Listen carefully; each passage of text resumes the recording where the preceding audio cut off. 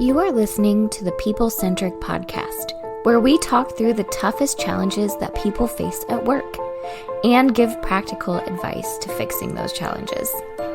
Thanks for joining our movement to create workplaces that are happier, healthier, aligned, and empowered by putting people at the center of all that we do.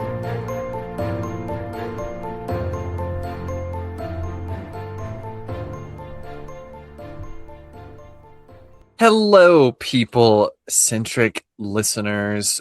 I am Philip Herzog, and I am so excited you're with us today because we're talking about generations. And as your only resident Gen Z at People Centric Consulting, I am very excited to be the one hosting this conversation with two incredible team members and folks who are, I won't say their age, but they are not Gen Z, surprisingly, though. Thanks to their skincare routines and how healthy they are, you maybe wouldn't know it. You wouldn't know it. But we have joining us the one and only Stephanie Anderson. I'm so glad that you are leading us and you just gave that introduction because it was pure gold. Pure gold. As is my whole generation. Gen Z is pure gold. Platinum. Not gold, more like Dogecoin or whatever. But I will just say I am a boomer Gen Z because really I'm an old soul. So you are a boomer at heart, and I mean that as a compliment. Oh, thank you. I love my multi-generational perspective. And we also have with us, again, just another incredible human, Diana Royalty. How are you today? I'm good. I actually am very thankful that you did mention my glowing skin, because I work really hard at it. So thank you. Yeah. You're welcome. And because I was so nice to you, I would love, let's start it off. If you were going to describe Gen Z, just a few adjectives, short descriptors, what comes to mind when you guys hear or think of Gen Z, especially in the workforce? The first word that comes to my mind is disruptors. That's what I was going to say, Diana. Yes, we're so aligned. So aligned. But I also think that's a good word because I don't mean it negatively, right? Yeah. Like disruption is not always negative, but I think it is happening and it feels negative at first. I agree with that. Yeah, I mean it as a compliment too. I think Gen Z is shaking things up in the workplace, and I think they are shaking loose some things that probably need to get moved and changed. And to your point, as a result, it is making some people uncomfortable. So yeah, I would say disruptors. And I would also maybe add like searchers or seekers to what's happening to Gen Z as well, because I also feel like Gen Z is trying to find their place in the systems and structures and things that have already been created and really figure out in a different way than generations before them have done, like, what does work mean to me? Like, I will say when I entered the workforce, that was never a question that crossed my mind. It was like, you graduate high school, you go to college, you get a job that pays you, and you have good benefits and retirement and a 401k. And it wasn't to stop and think, like, what place do I want work to exist in my life, and what does work mean to me? And so I think they're disrupting maybe because they're seeking a different relationship with work than many of the generations before them have had, and honestly have had the privilege to have. So I love that. That's actually how I got my job here. I was just wandering downtown doing my thing, and I wandered into this building by appointment only, started asking questions, and I was like, I guess I'll work here. Yeah, actually, this is really nice. He was lost, and we just found him. They found me. I was a helpless little Gen Z, could barely put my shoes on. And then I walked in the door, and you guys have fixed me permanently. And no, I love your point of what do people want? That's very much, I think, a lot of folks my age. I do a lot of work in our local college community as well, college campuses in town, always meeting with folks to ask them, like, what do you want in your life? What do you want in your career? And both from like the chamber and young professionals groups I'm a part of, things we do on campus where we volunteer. I think I've seen a shift also in just what people want, how they approach even the job hunt during school or after, or if they just go to trade school or skip college altogether. And so I love that we're talking about this because while there's a generational aspect of this, I also think the workforce as a whole, if you zoom out beyond Gen Z or Gen Alpha just starting to enter the workforce. There's just a shift in professionalism as a whole, or how we operate, or a disruption in how business is done and what's to be expected. So maybe kind of zooming back, big picture, I'm curious. There's a few things we have noticed in the workplace that have changed. We have had many leaders, executives who used to maybe wear ties and blazers, to now it's like blazer is maybe a thing or not, but mostly a dress shirt. Sometimes t-shirts. There's ear pods and headphones, all kinds of things working in a place where most workplaces now you don't blink at that anymore. Dogs are showing up more often. Thank God, no cats yet. But there's lots of things happening, or more friend relationships at work. We know each other online. There's access. So I'm curious, zooming way back to disruption and what professionalism, how it's adjusted in the workplace, in part because of Gen Z, but maybe for other factors. What do you all see? What have we seen in terms of the last few years since COVID? How has professionalism shifted? Yeah. Well, I also want to back up a little bit and just say, like, so many things have changed in the last, I don't know, 5-7 years, and just shifted very quickly, right? The whole COVID shifted to remote work. Teams has exploded. Microsoft Teams has exploded. There's, like, I don't know, integrated systems for communication now. I just feel like things went crazy really quickly. And now there's, like, the AI disruption. And so, I just think so many things shifted so quickly. And I don't know if we've stopped to be like, whoa, that happened fast. I think we all are just, like, adapting on the fly. And whether it's Gen Z or just a condition of our environment or our economy or our workforce, like, all of those things just crashing together at once, things really have shifted. The way we communicate, the way we work, the way we think about work has shifted a lot in the last few years. Yeah, I would agree with that. And I don't know that, to your point, we've all taken a step back and not only, like, acknowledged how much has changed, but, like, do we like that? And do we want to, like, keep it this way? And so I think this is where, we started talking about Gen Z, because I think they are coming in and disrupting, and they're asking those type of questions that maybe other groups are not. And I think we're now having generations entering the workforce who grew up on the internet, which is really changing things. And this is something we were talking about in preparation for this podcast of, like, you look at, I mean, a lot of millennials, depending on, your age and your resources, kind of started growing up with the internet, right? But Gen Z is the first generation that's coming into the workforce that, like, had the internet the entire time and had social media basically their entire lives. And so I was reading an article about this recently of just how Gen Z is showing up as a result of this. And it said this line, like, they have a voice and expect to use it in the workplace because they're more accustomed to getting online and sharing their thoughts and just what they think and being a little less filtered than the rest of us maybe grew up being, and just having that access to anyone that they would want to talk to and send messages to anyone. And so I think that's another piece of just, like, the shift in professionalism isn't just, oh, we have these tools now. It's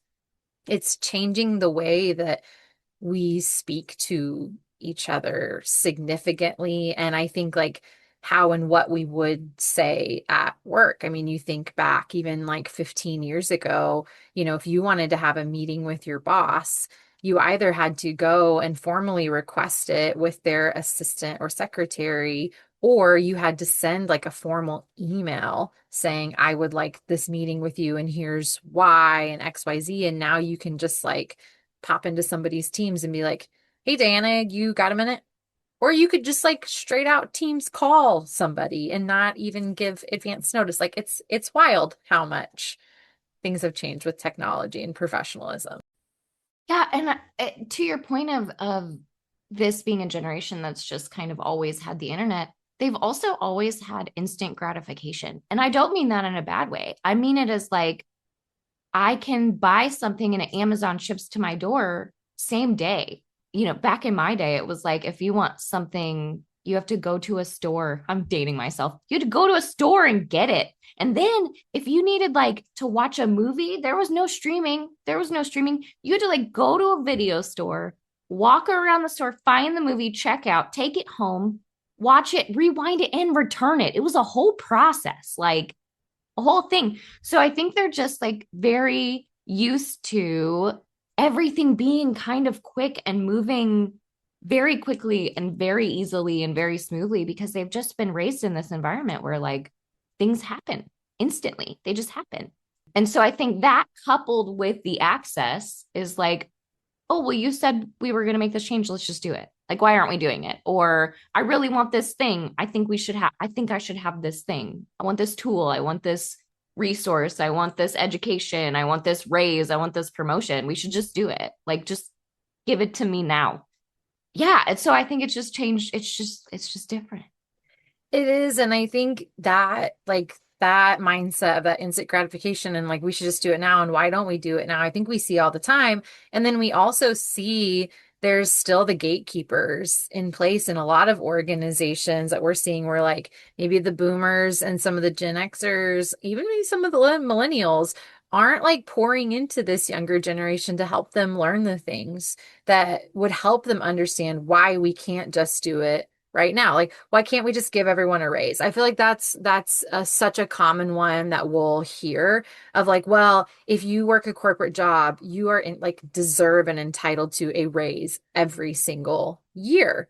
And I think, there is that kind of culture of that, of like, if I work hard and I put in the effort, I deserve this. But then we're not also educating people about your company and about what your like business model is, how much profit you really make. And so what they hear is you go like rah rah in your quarterly meetings or a town hall meeting and saying it's a great year, we're going to have our best year ever, we've sold more than we've ever sold. But then you're not educating them to understand maybe what the expenses of your business are and to understand what profitability actually looks like, or even what the ownership structure is, right? To understand what the company is focused on, what you're prioritizing with your spend and your dollars, to know like, okay, yeah, no, we maybe we can't just automatically give everyone a raise every single year. Here's the things that flow into it. So I also think that is in some ways a shift in professionalism, because I think there is a little more gatekeeping in some ways happening than there used to be, because now like people are using, I think, the technology and tools to limit access to information in the workplace. And there's no longer as many of those like boardroom meetings where it's like, okay, well, at least if I worked hard and got to that point, I'd be in the room where the decision is happening. Well, no, now the decision's happening over a Teams message between 2 or 3 people here or there. And then we're not circling back to reflect the why of that decision to the rest of the team. To quote Hamilton, you're saying, I want to be in the Zoom where it happens. Yeah. Philip. You're welcome. That is not a Gen Z That was statement. amazing. That was amazing. That was so good. That was so good. Yeah, they want to be in the Zoom where it happens. And so, gosh, am I going to be able to get back on track after that? This is where you can't throw a joke in the middle of an ADHD person's monologue. Sorry. I know you're a millennial. You're special, but you're not always as quick with it as Oh my as Z, gosh. right? Yeah. Sorry I interrupted you. So But I think that also communication has changed, right? It used to be, I go to an office, I hang out with these people, I communicate with them, and the top sometimes comes in and says like, the top down sometimes comes to the employees and are like, hey, this is what's happening. And sometimes they'd call a meeting and all of the employees would go and everyone would listen, right? Communication doesn't happen that way anymore. Most of it is happening in a Zoom or in a chat or whatever. And I even think that I have heard that the way that Gen Z's chat is different than the way millennials chat, and that the way I end every sentence with a period or have actual punctuation might be seen as passive aggressive. So there's like new rules to even typing communication. And I think it's just sort of changed that. right? Yeah, I think there's something really critical, and it's really easy for us to just know that, in the year 2026, AI is all the rage, instant messages. Every team has 25 ways you can communicate with anyone, whether you're a leader or not. And if you don't have their contact information, it's really easy with the internet to get their information. I'm working on a project here in town, even, and there was a list of a few leaders we didn't necessarily have up to date. And it takes me 3 seconds to go find all those names. I shoot them an email and they get back real quick. They also know me and they know People Centric and they know the organization we work with. So that helps. But there's this access that's there. And so I often have thought, if you rewind a few years back when, if business was handled by having to handwrite every message, one, it takes longer, and two, you'd probably put way more thought into what you're going to say because there's some amount of time or investment it takes to send it. That doesn't mean we should go back to that, but the ease at which we can just draft something that is not well thought and send it before we can really process what we're saying, I think is a part of the challenge, especially for a less experienced team member who's just excited to Nike swoosh, just do it. Boom. Like, let's do that raise, or boom, here's my idea. And so when there's a stagnation in an institution that can't keep up, it's really frustrating. And the second part, Dan, you hit the nail on the head. People need, in communication, we would say in the communication system, organizations need good communication and humans need good community. So who's my team?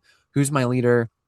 Who do I go to, and who do I celebrate and also get frustrated with? Because that's where I need to take this. And I think a lot of teams that really struggle are those that have a mix of in-person teams and virtual teams, because my direct leadership may not be in the same physical location that I am in. So I'm going to take this stuff to the physical community I interact with every day, that I see every day, that's on the softball team with my family and my kids. That's who I will go to. So I think all that just to say, it is a complicated environment, which means how simple we communicate is ever more important. Yeah, totally agree with that. Of like the mix of virtual in person has thrown a whole nother layer into the shift in professionalism. Because you're absolutely right, Philip. Like I feel like I hear that really often. It's like, well, my boss is remote, but this other person who has authority is here. So I'm just going to take things to them because it's easier if you're in person, or similarly virtually. Like, oh, well, it might be harder to get a hold of the people that are in the office because they're doing this XYZ stuff. So I'm just going to message this other person who's here. And I think it's brought in the advent of like things happening at work that we normally would never see or used to be considered like outlier behavior of like, I'm going to sit at my desk with my headphones in and actually like maybe not really talk to anyone the entire day.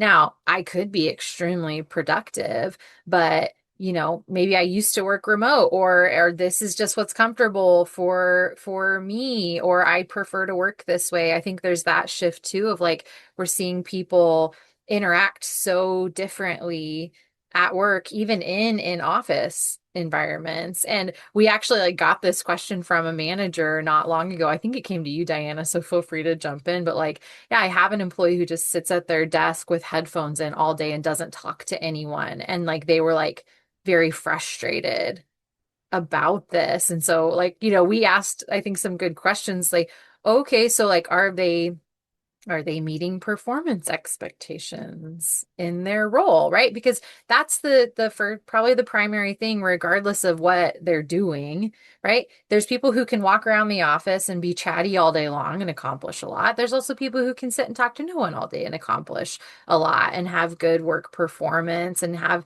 be living out your culture well. But I think that one, when we talked to this leader, it was just such a generational shift that's what was really bothering them, because they would never do that. Like they would never sit at their desk and not speak to anyone and have headphones in all day long.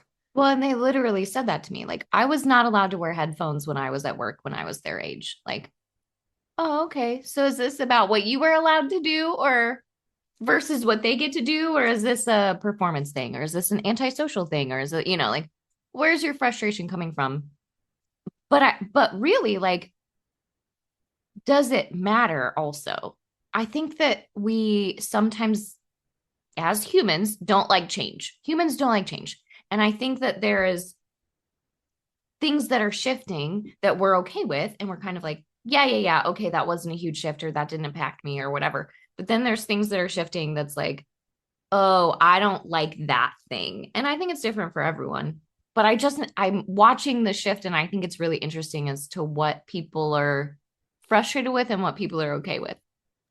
I think most people are like, yeah, we can tone down the dress code a little bit. I think everyone's kind of fine with it. Like, you want to wear sneakers, okay. As long as they're clean, as long as you're, you know, doing a good job, I'm going to be okay with it. But the minute you want to start wearing holy jeans, forget it, I'm out. Like if there's some weird line about it. It is, And yeah. I can't tell where it is. It's such a funny line with the dress So code funny. shift now. And then there still are workplaces where it's like, it is still 100% professional dress. I don't care if your entire job is online and you never see anyone, like you've got to wear all professional gear. So I think, yeah, you're pointing at the right question, Diana, of like, does that really matter? And I think that's where we're seeing a lot more workplaces adopt I think what we're calling like dress for your day type policies, where it's like, okay, know what you're doing today. So yeah, if you're going to sit at your desk all day long and you're not really interacting with anyone outside the company, it's all internal meetings, then yeah, we're okay and comfortable with you coming in casual jeans, t-shirt, sneakers. But if you're going to go have a meeting with a client, then here's what we expect. But I think the ones that are doing it well are really defining that clear expectation of like, if you go meet with a client or you're representing us at a networking event, this is what we expect from professionalism. But I'm also going to just say, I don't think many workplaces are defining that well for the next generation and saying like why we want that. I think a lot of times we're just handing people like employee manuals and just being like, read all of this and follow all the rules or else. So I think that's a shift in expectation too. Like they're going to ask more questions about some of the rules in your employee manual and why things are the way that they are, because again, they have access to the internet and they are talking to all of their friends. And I think this is a millennial and a Gen Z shift where like they're talking to their friends about what benefits they get and how much they get paid and the quality of their boss's leadership. I think in a way that like some Gen X and definitely the boomers were like, you never discuss those things. And there used to be a lot of companies that have policies and some who still do. Like, you are not allowed to talk to your coworkers about your pay and what you make, or you're going to be in big trouble. And I think the younger generations have completely rejected that. So there's also just a shift in transparency that's happening in these generations within the workforce that I think some leaders try really hard to control and it backfires on them.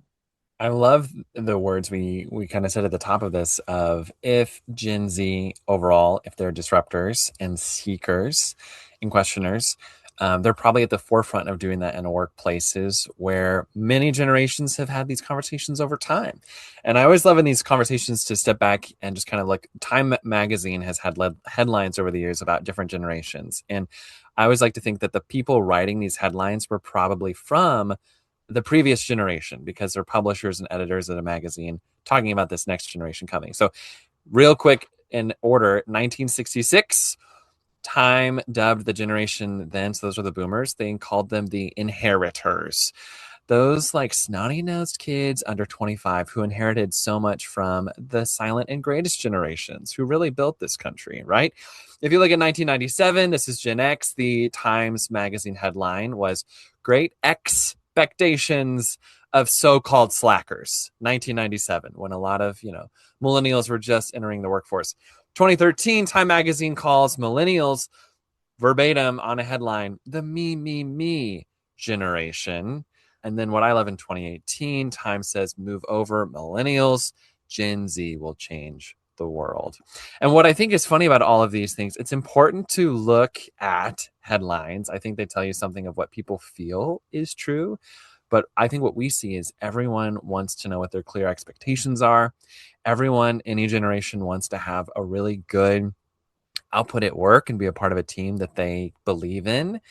Everyone I've talked to, even if they're 85 and still working, they're actually really happy. You don't have to wear a tie in the office anymore. No one is really that sad about missing that. And maybe just a short example, our airport here in Springfield has had some leadership changes, and they have a really big strategy for the next couple of years. The person who's the social media manager for Springfield Airport is a friend, and we were talking about the fact that their new director, Dave Schomburg, put out a video out recently. It's a minute and 10 seconds where he basically lays out the next 3-year strategy for the airport.